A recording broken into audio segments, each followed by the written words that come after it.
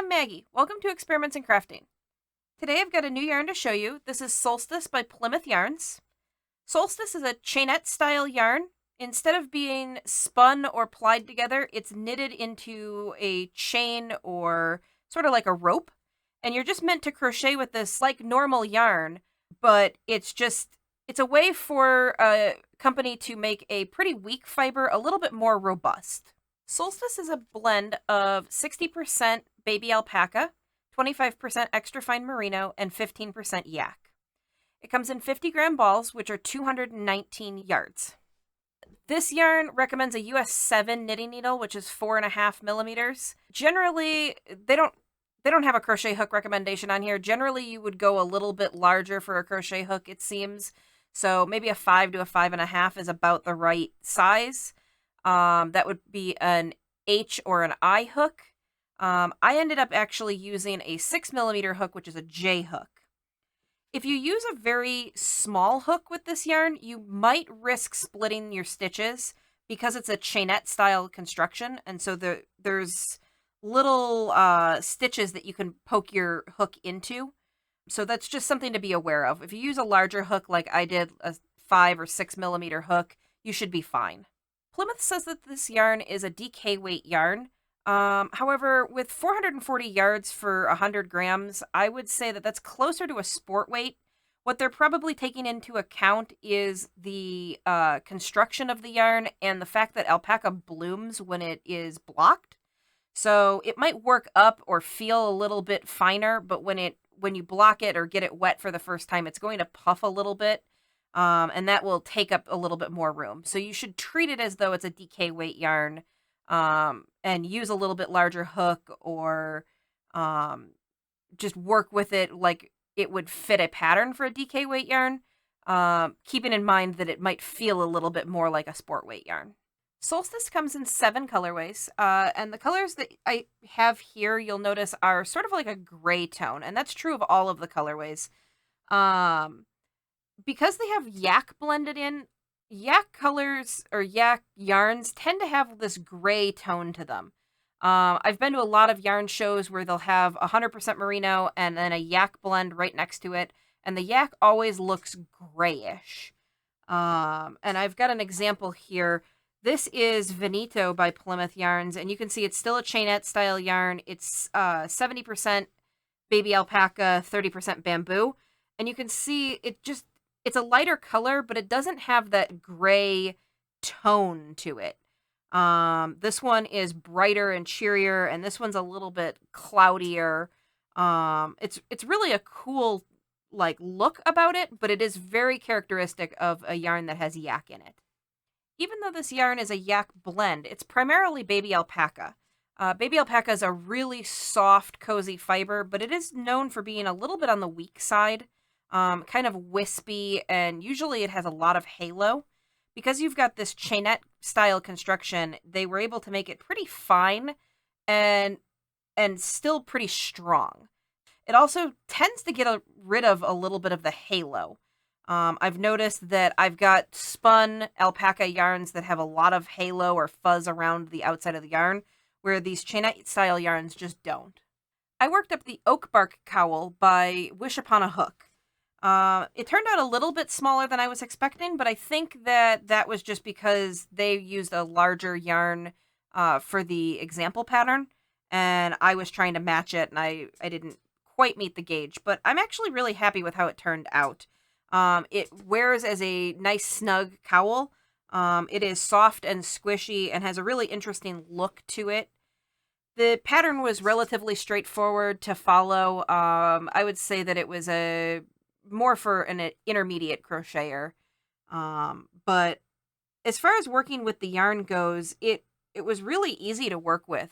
Because I was working with a larger hook, as I mentioned, I didn't have any trouble with splitting my stitches or anything like that. So the yarn worked up really nice. Also, because it is that chainette style and it reduced a lot of the halo, I didn't have any trouble pulling stitches back out or frogging. And it worked up just really well. Because Plymouth is a local yarn store brand, you would expect that you can really only get this at local yarn stores or online. This yarn is all natural fibers and premium fibers at that. So it's got the extra fine merino and the alpaca and the yak. And so this yarn runs about $12 to $13 a ball. I would expect to pay anywhere between 10 and 15 for it, depending on the store.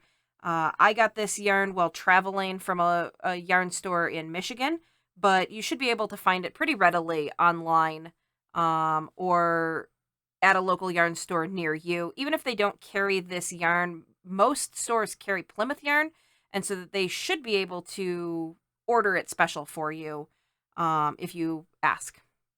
$12 may seem like a lot for a 50-gram ball of yarn, but this is really a superior blend of fibers that you're just not going to find in a big box store. Baby alpaca, extra fine merino, and yak are pretty unique on their own, and then all coupled together in one yarn is just not a blend you're going to find. I can't think of anybody else even using yak in like a big box brand. I don't know of any yarns from either Hobby Lobby or something like Lion Brand that have any of those strange fibers. And then in addition, you've got the chainette style yarn, which is something that I haven't seen in Joann, Michaels, Hobby Lobby, anywhere like that. It does seem rather popular with Plymouth in particular. They have a bunch of chainette style yarns, and these trends tend to make their ways out of the local yarn stores and into the big box stores over time. But it's really one of the advantages of shopping at a local yarn store or looking around online, is you see a lot of different things that you don't see in the big box stores.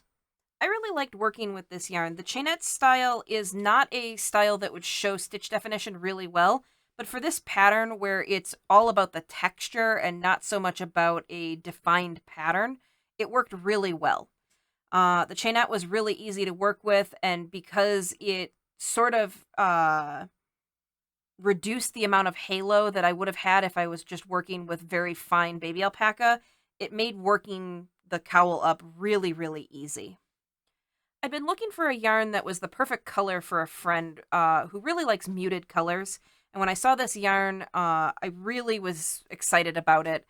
It just was the right muted sort of gray color, perfect for the project that I wanted to work for her.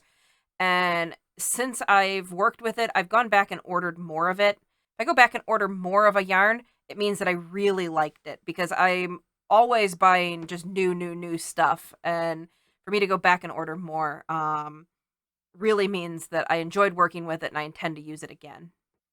If you're looking for a yarn that is soft and cozy and comes in muted colors, this is probably the right yarn for you. I think it would be great for anything like fingerless gloves, a hat, a cowl, anything that's going to be touching you, because it is so soft and just really, really nice to have right up against your skin.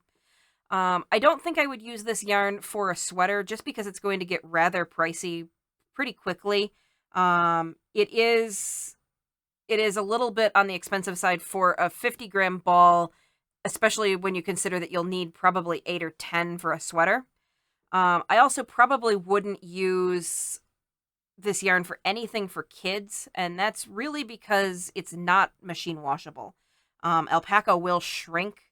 I made my sister a hat, and it shrank really badly when it accidentally got machine washed and dried. So you need to keep that in mind if you're making that for somebody else, that they are going to need to take care of it and hand wash it and lay it to dry, which is just not something that's generally feasible when you give items for babies or for kids.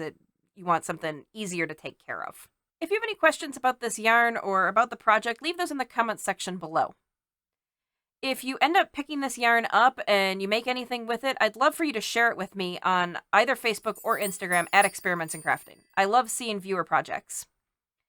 If you like this video, please hit subscribe. Thanks for watching.